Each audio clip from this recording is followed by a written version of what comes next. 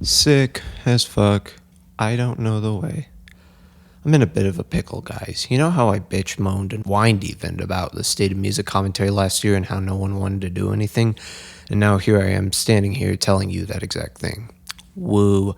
Look, I got way too negative in my best list, and I'm sorry. It's hard sometimes to make videos without falling into YouTube's traps. They're well set traps, I'll put it like that. I want to be a lot less dramatic and more objective, or something. 2026 is looking to be a cluttered and exhausting year, as I predicted. I'm super behind already, but I have no will. Mostly externally. That's not the year's fault. The mainstream scene, though, just kind of sucks so far. It's going to be a mid-year, I can tell. That's not to say there isn't good music, but it's mostly singles, and that's on top of me just being really tired and sick at the moment. From some kind of super flu that won't kill me quick enough. I wanted to do a video on Ella Langley, Harry Styles, Baby Keem, and even Jack Harlow, but I don't really have the energy for that focus, nor the time really. Partly, my home got rearranged and I don't want to spend so much time on videos anymore. Sorry, I feel lost and tired, and despite the time I put on my Substack, which YouTube is super unsupportive, and I get tired of fighting broken systems. I'm aware creating art was never meant to be easy, but I'm more worried about the day I won't be able to afford bread, guys. Things are bad, really bad. But they're not the worst. I don't have the mental capacity for another exhaustive year. I was already doing shit in the past 2 years, and I don't really have the energy for this year. It's been 3 months, but it feels like it should be November. Let me recap real quick. Ella Langley got to #1 with her single and released another in preparation for Dandelion. I'm excited for it. I really love Be Her. I just wanna be her so bad, it hurts so bad. It's kind of like Jolene, but it's a different flavor of it, if that makes sense. Harry Styles' newest project came out to Mixed Affair. Personally, I liked it, and I only wish there was more effort put into it. It felt held back. And then, oh yeah, the first album I listened to was Paleface Swiss's EP I was excited for.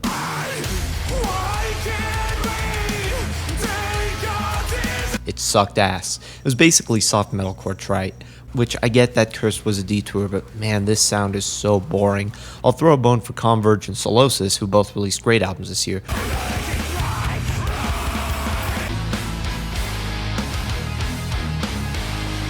Joyce Manor's debut album was fun. I really loved that. JC Foster's Homeworld was a solid ambient vaporwave album. Zach Bryan, because of Zach Brown, I call him Zach Bryan, whatever. His album was really good, and I wish it wasn't 25 fucking songs long. Femtennial's newest release was hard, super heavy, loved it. Glass Animals released a beautiful concept album about acceptance and self-love, and yeah, a couple others. Before we get into this cake, let me go over releases I'm excited for that aren't Femtennial. I'm aware there aren't that many of my peers don't like them. I like Controlled Chaos personally, preferably the liberating kind, not the fascist kind. Anyway, Big Special, Ray, Sun O, A Bloom, Noah Khan, Luke Combs, Genesis Owosu,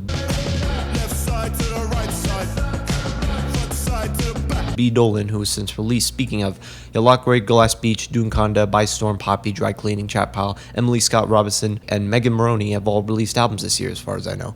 There were releases from last year, a ton that I haven't not gotten to because I'm lazy and depressed. Woohoo! Mainly Pink Pantheress, who seems to be having a good year, and Chance the Rapper, who I may do a video on. Past that, I'm not sure how I feel about this year.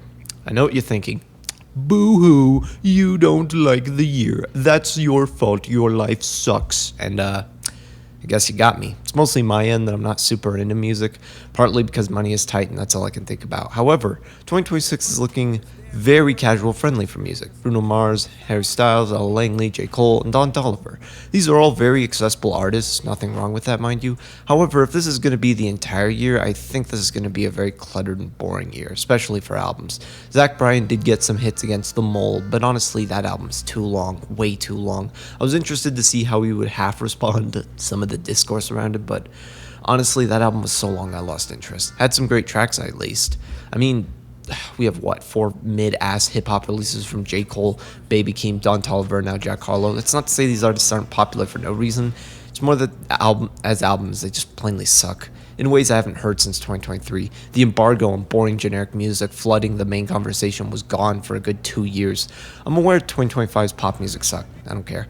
Everywhere else was great that year. On top of that, 2026 is looking to be a loud year. Note that we haven't had a major event year since 2021 where newer artists took the stand. 2024 was close, but in hindsight was fairly kind of contingent. None of these years felt like they could shift the status quo, which is fine for 2 years out of an event year, but even by the standards of the streaming era, 2024 and 5 were off.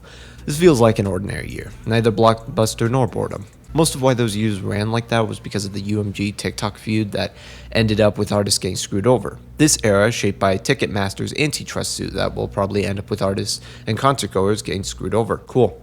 Which is to say that the industry is in a dump. There's still tons of good music out there. I haven't gotten to it because superflu. My therapist told me I should do things that bring me joy. Okay. And maybe this is just the consequences of me listening to too much music. You know, chickens coming home to roost and all. I got back into tune with a lot of older music, but that gets old quick. Even the stuff I really love, Injury Reserve, Mumford & Sons, I Will Wait. I'm listening to Fentanyl's debut as I write this, which came out. Finally, it's wonderful. That tends to happen where I dwell. I made the cave comparison last year. 2026 is going to be a deep cave diving type of year for me. If Fentanyl is getting hype, we're not looking at an easy year. I kind of need one, guys. I started this year talking about a police state. A lot of the discourse has been around the music isn't fun anymore, which is bullshit. Because people tend to new scoop the surface and conclude from there. And for a year like this, no, you're just wrong. This is much better than last year by your standards. That whole discourse paints a really ugly image of music discussion, though. That's where my lack of confidence is coming from because of how YouTube has been structured. Dumb, quick, quippy, and attention-seeking headlines rule out over actual discourse, which has gotten really bad as people embrace that kind of, as I call it, fast food content. They want stimulation, not satisfaction, which hurts smaller creators who have a personality instead of an algorithm glow. Okay, I think that's all I got. I'll end off here by saying it's way too early to call the year. It's looking cluttered and boring, but we're only nearing the end of the first quarter. I still think the underground will kill it, as it has for the last few years. Cheers.